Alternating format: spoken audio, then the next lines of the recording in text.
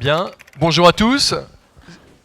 Merci de votre présence. Soyez les bienvenus aux 14e rencontres nationales citoyens et justice avec un thème en fil rouge tout au long de la journée qui est celui de l'utilité sociale. Alors quelles sont les définitions de l'utilité sociale? Quelle est son importance pour le secteur qui est le vôtre, le secteur socio-judiciaire? Comment est-ce qu'on la mesure, cette utilité sociale? Comment est-ce qu'on la fait connaître? Comment est-ce qu'éventuellement on la duplique? Autant de questions qui vont nous animer tout au long de cette journée, qui sera ponctuée. Alors vous avez le programme, vous avez les temps forts, il y aura 2 tables rondes, une en fin de matinée et puis une autre en début d'après-midi. Tables rondes à l'issue desquelles vous pourrez d'ailleurs, si vous le souhaitez, intervenir, poser des questions, témoigner également. Dans quelques minutes, un garçon que certains d'entre vous connaissent, Augustin Gilles, viendra nous expliquer ce qu'est l'utilité sociale, nous donner quelques notions, parce que c'est le grand spécialiste. Nous avons aussi un grand témoin dans cette journée, qui est philosophe. Alors lui, il ne surveille pas l'épreuve de philosophie aujourd'hui des 520 000 candidats au bac, mais il va avoir un petit peu de retard, parce que vous savez... quand il fait très froid, les trains ont un peu de retard. Quand il y a beaucoup de feuilles sur les voies, les trains ont un peu de retard. Et quand il fait très chaud, les trains ont aussi un peu de retard. Donc, mais il a promis d'être là, il est sur la route, donc il arrivera d'ici quelques minutes, en tout cas avant la fin de la matinée. Alors moi, pour ma part, je m'appelle Vincent Simoneau, je suis journaliste, je travaille dans une télévision à Rennes.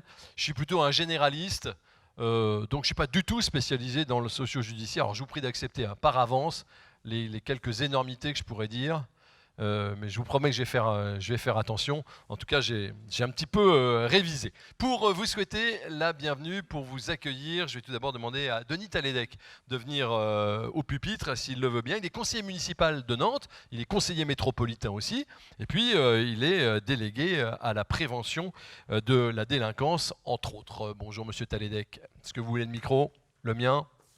Oui. Merci. Eh bien, bienvenue tout d'abord à Nantes. Je tiens tout d'abord à excuser Johanna Roland qui, pour des contraintes d'agenda, ne peut être présent ce jour. Et puis c'est avec un vague souvenir parce qu'il y a quelques années j'étais derrière ces pupitres et donc ça me paraissait beaucoup plus grand, mais je crois que c'était le grand amphi de l'autre côté. Je me souviens de mes cours de droit constit à l'époque. Permettez-moi d'exprimer la joie et l'honneur d'accueillir ces 14e rencontres nationales à Nantes. Accueillir ces rencontres, c'est aussi pour moi l'occasion de saluer l'engagement des acteurs, des associations qui œuvrent au quotidien auprès des auteurs comme des victimes d'infractions et plus globalement auprès de l'ensemble des justiciables, mais des citoyens, des citoyennes et des citoyens. De par mon rôle d'élu local, au plus près, je l'espère, des citoyens, je mesure votre action, l'étendue aussi de la sensibilité que vous avez et de la maîtrise de vos champs de compétences. Comme vous l'avez dit, je suis élu municipal et métropolitain, notamment en charge des questions de prévention de la délinquance et d'accès aux droits et des victimes, mais pas que, aussi en charge de la sécurité publique. Et je côtoie régulièrement les professionnels. J'en vois certaines et certains avec lesquels je peux échanger régulièrement, qui sont engagés notamment dans la prise en charge des personnes sous main de justice. Je constate combien vos missions requièrent un engagement et un professionnalisme affirmés pour répondre à des enjeux de plus en plus complexes dans une société en pleine mutation, empreinte de doutes, en recherche de repères et en recherche de sens. La Fédération des associations socio-judiciaires incarne à travers de multiples compétences qu'elle recouvre une réponse plurielle à l'acte qui a été commis. C'est une réponse tout à la fois répressive, en ce sens qu'elle découle souvent d'une sentence judiciaire, mais également et principalement éducative, préventive, sociale et restauratrice. La ville de Nantes se reconnaît dans cette approche. Dans ce cadre, elle assume pleinement ses responsabilités en matière de prévention de la récidive.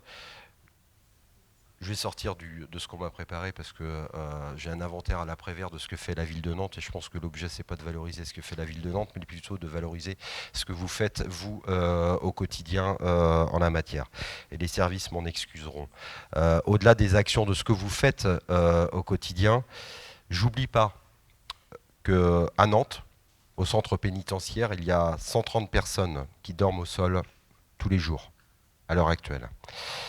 Et qu'il y a 120 détenus à Nantes qui sont diagnostiqués psychotiques, dont on voit que la place n'est pas nécessairement en prison, mais plutôt en hôpital psychiatrique. Et surtout, lorsqu'ils sortent, ils ne sont pas accompagnés ou peu accompagnés derrière. On voit bien le chemin qui nous reste à faire en tant qu'institution et pouvoir public en la matière. En tant qu'élu, je mesure combien votre action au quotidien contribue au maintien de la cohésion sociale.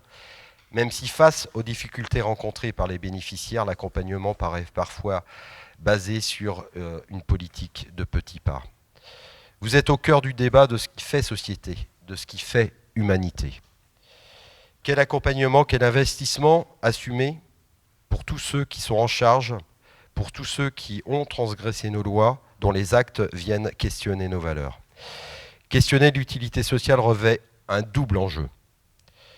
Pour vous-même, au sein de la fédération, questionner l'utilité sociale, c'est permettre, à travers des pratiques à minima codifiées, référencées et éprouvées, de renforcer la cohérence d'ensemble, de mutualiser la montée en compétence de chacun, de renforcer chez les professionnels le sentiment de légitimité. C'est aussi un rôle singulier aux côtés du ministère de la Justice et plus largement de la puissance publique et des autorités de tutelle, un rôle empreint d'innovation, de réflexion et de questionnement. C'est vous, du fait de votre expertise, de votre souplesse, qui faites bouger les lignes, qui faites bouger l'institution. Pour moi, une politique publique, de manière globale, et d'autant plus en la matière, ne se suffit pas d'un service public.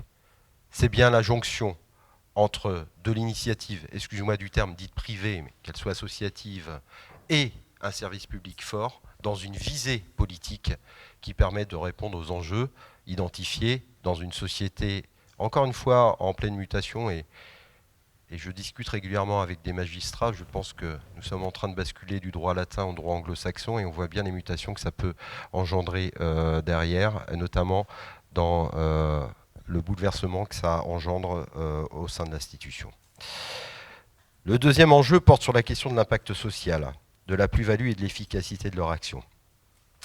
Vis-à-vis d'une opinion publique qui ne manque pas de demander toujours plus de résultats rapides et mesurables, comment éclairer le citoyen sur ce que revêt profondément l'accompagnement socio-judiciaire?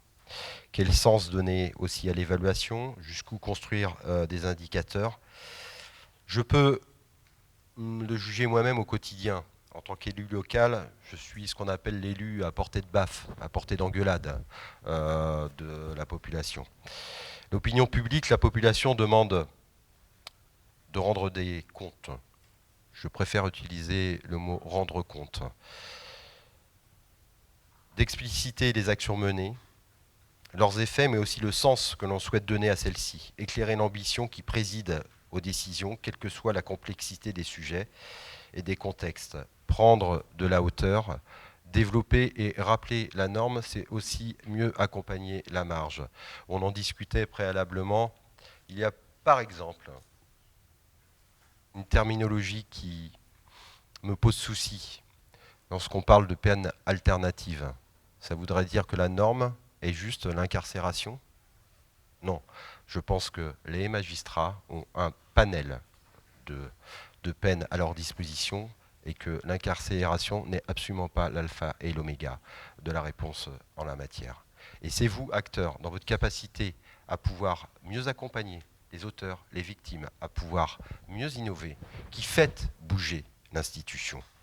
Donc, je conclurai ce propos en vous disant merci à vous. Merci d'exister. Et surtout, lorsque vous avez des doutes, ne lâchez rien. Parce que si vous ne l'êtes pas là, surtout, je vous le garantis, l'institution ne bougera pas. C'est à vous d'innover, vous la faites bouger. Évidemment, Je n'invective pas l'institution en disant ça, je dis simplement qu'on est sur un gros paquebot lorsqu'on dirige une institution, lorsqu'on dirige l'institution, et on a besoin d'avoir ces véhicules légers que vous êtes, plus légers que l'institution en tout cas, pour pouvoir innover et faire bouger et apporter des réponses au quotidien, encore une fois dans une société qui a besoin de sens, en pleine mutation, et on a besoin de vous pour inventer ce monde. Donc surtout, ne lâchez rien. Je suis très heureux d'être présent, je ne pourrais pas rester toute la journée, je vais en tout cas lire, je l'espère, les comptes rendus et m'imprégner aujourd'hui de la richesse des interventions, continuer à inventer. Et puis en plus, il y a quelque chose qui me plaît bien dans ce programme, au-delà de la haute qualité des intervenants et des échanges, ce dont je ne doute pas, c'est que vous n'avez pas oublié la convivialité, donc pas oublié l'humanité. Et j'ai vu qu'il y avait une soirée festive ce soir. Eh bien bravo, on peut allier réflexion et festivité. Et Nantes est heureux de vous accueillir en ce sens. Merci et continuez à travailler en ce sens.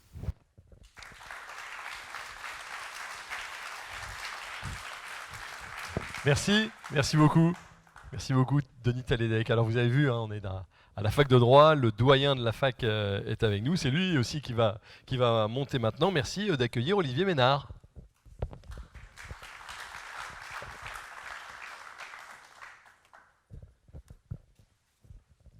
Merci à vous.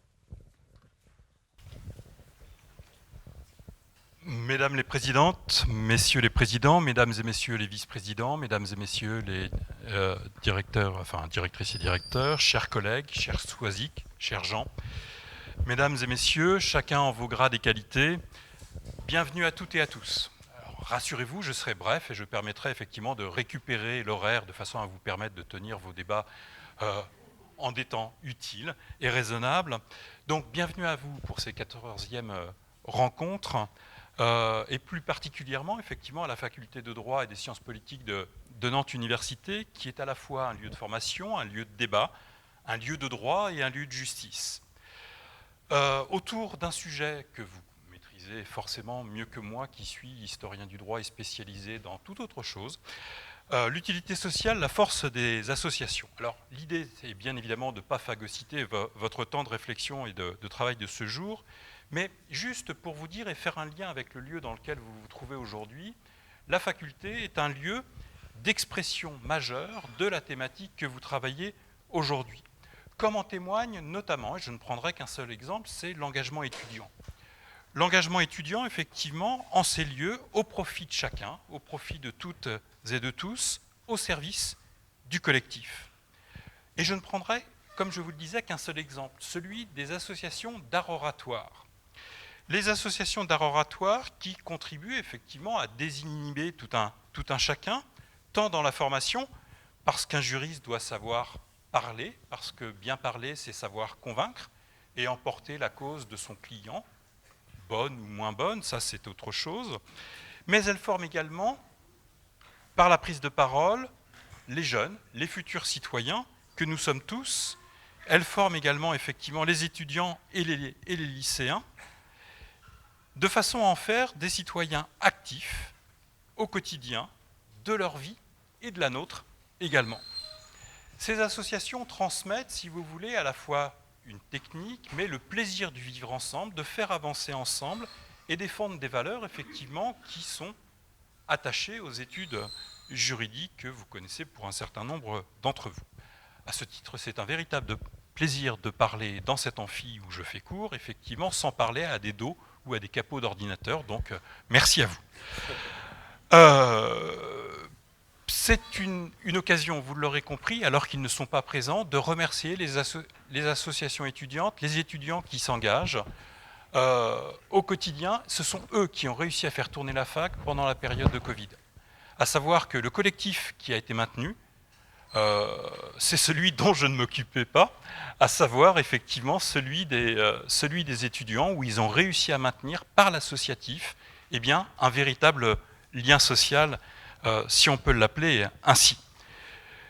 Donc, c'est un moyen pour moi de les remercier, tout en vous remerciant également toutes et tous pour l'action qui est la vôtre, parce que pour un grand nombre d'entre vous, vous êtes bénévoles, vous donnez de votre temps, certes parce que ça vous intéresse, mais aussi, et j'aurais tendance à dire, surtout pour les autres, pour porter des projets. Donc merci à vous, merci à toutes, merci à tous et bon débat.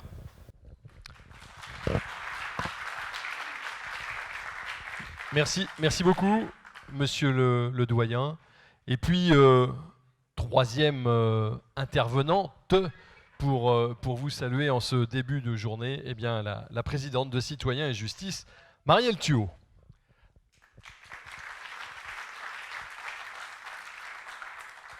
Alors, si vous prenez ce micro-là, Mme Thuot, il faut parler tout près, je pense. Bon, voilà. J'ai une voix qui porte naturellement, certains s'en souviennent. Donc, je vais essayer d'être audible. Bien, écoutez, bonjour à toutes et à tous. Je suis ravie de vous retrouver et pour certains de vous rencontrer pour la première fois. Ces 2 années qui viennent de passer ont fait que nous nous sommes beaucoup vus en visio, mais c'est vrai que c'est quand même beaucoup mieux de pouvoir se rencontrer et échanger de manière conviviale, même si les réunions en visio ont beaucoup d'avantages pour nous qui sommes, dont le siège est à Bordeaux, la fédération, le siège est à Bordeaux, et certains d'entre nous, nous sommes dans toute la France. Tout d'abord, donc, je voudrais exprimer mes remerciements à la ville de Nantes qui nous accueille aujourd'hui et dans cette ville où il fait soleil, où il fait bon et où manifestement les trams fonctionnent très bien puisque nous les avons utilisés. Donc, merci. Merci bien sûr à la faculté de droit et à son doyen de nous accueillir dans ces locaux qui nous permettent de nous retrouver.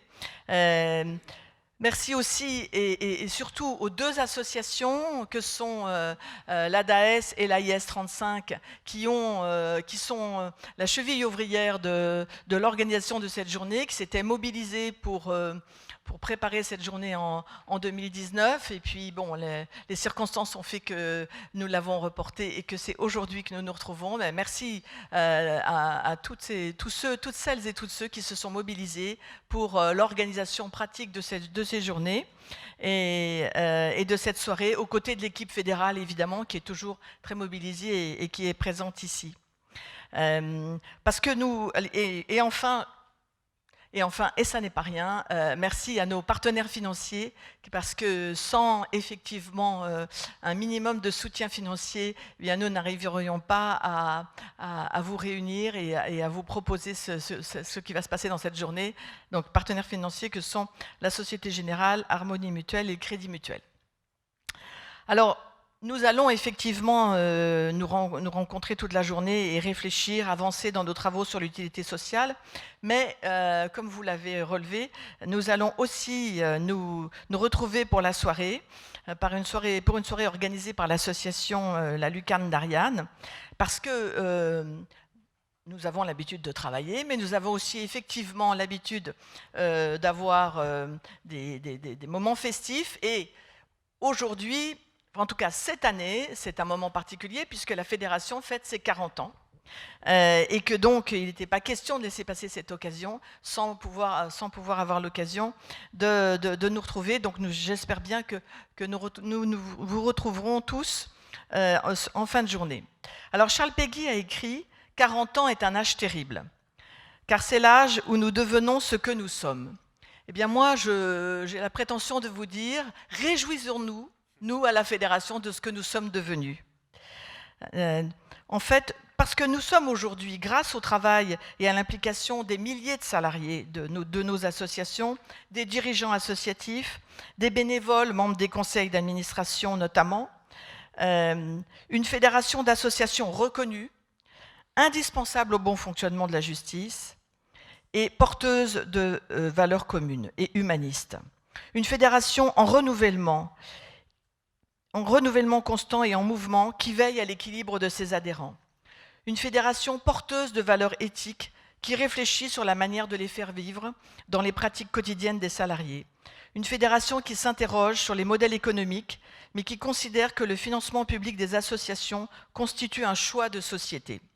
En effet, vous le savez bien, nos associations mettent en œuvre des politiques publiques d'intérêt général dans les territoires. Ce financement public a donc une dimension symbolique au-delà des besoins matériels que nous rencontrons. C'est pourquoi la mesure de revalorisation substantielle du montant des frais de justice versés par la justice en rétribution de l'enquête présententielle telle qu'elle résulte de la loi du 23 mars 2019 et la prise en compte des carences qui est intervenue en novembre dernier doit être saluée. C'est un aboutissement d'une longue mobilisation de mes prédécesseurs, des prédécesseurs de Stéphane, le directeur de la fédération, et de la mobilisation de vous tous. Mais comme vous le savez, ça n'est pas un aboutissement, parce que nous considérons que c'est le début d'une meilleure prise en compte du travail que vous réalisez. Les professionnels qui réalisent ces enquêtes vont enfin pouvoir travailler dans des conditions satisfaisantes, cette revalorisation devant permettre un renforcement ou au moins une stabilisation des équipes qui interviennent sur les enquêtes sociales, que l'on doit désormais qualifier d'enquête sociale renforcée, puisque maintenant la rétribution correspond vraiment à 2 heures de travail. 40 ans, c'est donc l'âge de l'accomplissement. La fédération a dès ses débuts œuvré pour la professionnalisation des équipes et a créé pour cela un service de formation qui est aujourd'hui devenu un service de référence en matière socio-judiciaire et qui ne cesse de progresser en termes de jours de formation et de nombre de participants. Et il faut vraiment en être tous conscients, parce que sans ce service de formation, nos associations ne pourraient pas continuer à progresser et à s'implanter. C'est vraiment très important.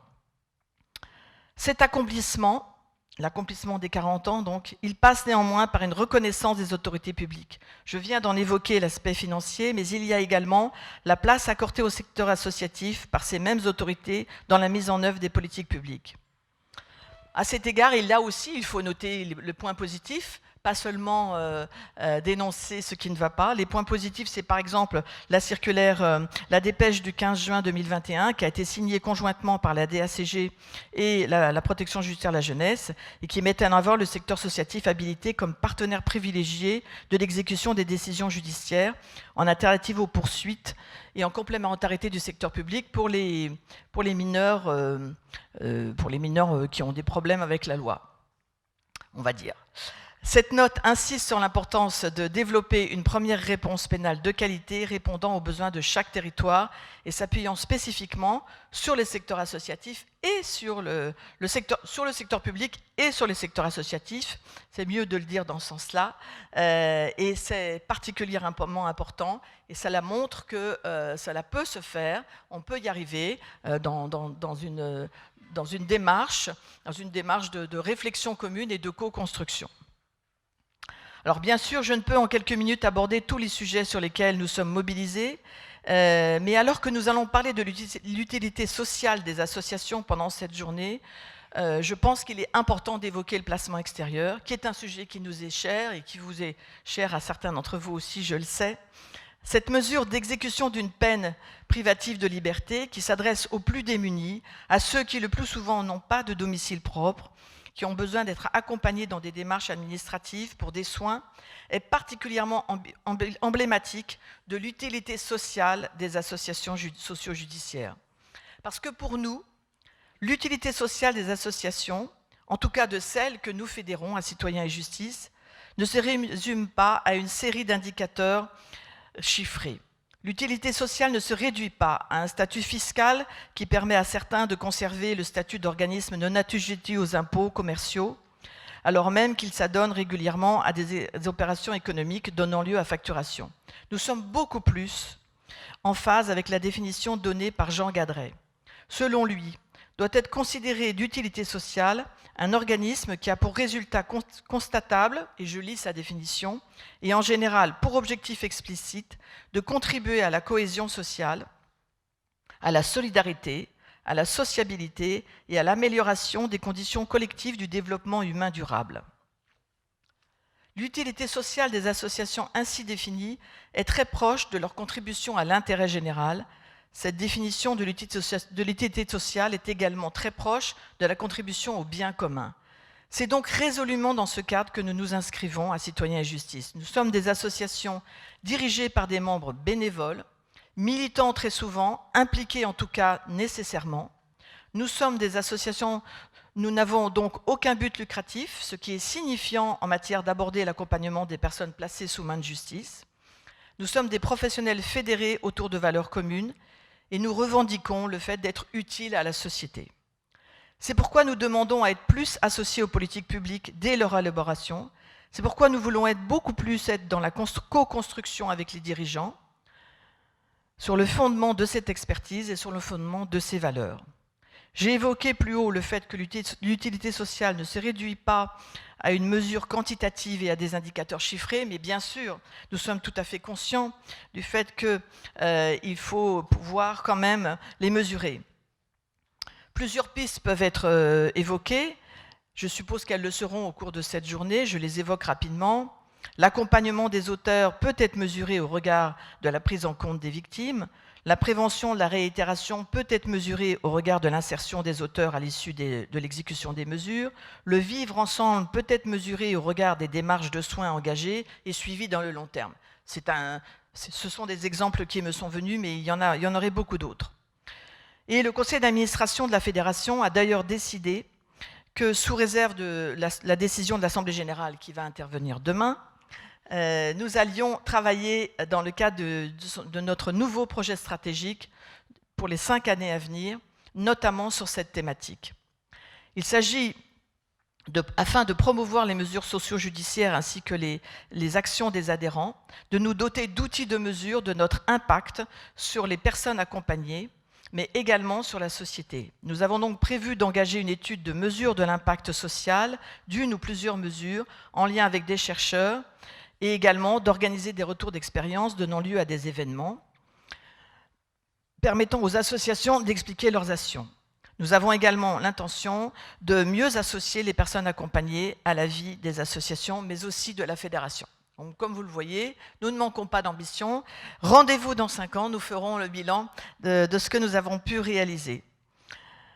Et donc, si nous nous réunissons aujourd'hui sur ce thème de l'utilité sociale, c'est parce que, ça n'est pas parce que c'est dans l'air du temps, mais c'est parce que c'est l'aboutissement, ou du moins un point d'étape sur une réflexion que nous menons depuis plusieurs années, et sur les travaux que mènent un certain nombre d'associations. Et d'ailleurs, Augustin Gilles, qui va intervenir tout à l'heure, effectivement, nous avons eu l'occasion déjà d'échanger au conseil d'administration avec lui il y a peut-être 4 ans, je crois, mon souvenir, puisqu'il était intervenu auprès d'une association, Espérer 95, et qu'il nous avait exposé sa démarche qui depuis s'est multipliée. Donc, voilà, ce choix de l'utilité sociale, c'est vraiment pour nous un choix fondamental dans notre parcours et dans la manière dont nous concevons l'action de nos associations. Donc, comme vous avez présenté les différents intervenants, je ne vais pas en rajouter en les représentant. Je remercie chacun et chacune de son implication. J'ajoute, pour en terminer, que dans le programme, il était prévu qu'il y ait des intermèdes, mais malheureusement, pour des raisons techniques, ça n'a pas pu s'organiser. Donc, je vous invite à aller voir sur les différents moteurs de recherche ce qu'est l'association Permis de construire et quelle est son action. Je vous remercie.